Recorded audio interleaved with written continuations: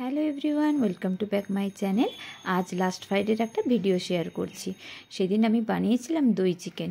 তাই প্রথমেই চিকেনটাকে ধুয়ে নিয়ে তার মধ্যে নুন, হলুদ, জিরে গুঁড়ো, ধনে গুঁড়ো আর আদা, রসুন আর শুকনো লঙ্কা পেস্ট বানিয়েছিলাম আর টক দই দিয়ে ভালো করে ম্যারিনেট করে রেখে দিয়েছিলাম বেশ কিছুক্ষণ। আমি ইউটিউবের একটা রেসিপি দেখে এটা শিখেছি, কিন্তু ওটার মধ্যে কিছু জিনিস আমি অ্যাড করেছি, যেমন ওটাতে পেঁয়াজ ছিল না, আলু ছিল না, আমি ওগুলো অ্যাড করেছি। তাই প্রথমে একটু গোটা গরম মশলা ফোড়ন দিয়ে দিলাম, তারপরে আলুগুলোকে ভেজে অল্প পেঁয়াজ দিলাম।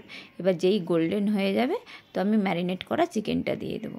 এবার মাঝখানে আমি কিন্তু একটু কাশ্মীরি মির্চ অ্যাড করেছিলাম, যেটা আমি ভিডিও করতে ভুলে গেছি।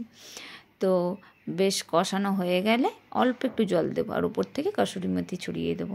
এটা কিন্তু রুটির সঙ্গে বা ফ্রাইড রাইস পোলাওর সঙ্গে খেতে দারুণ লাগে।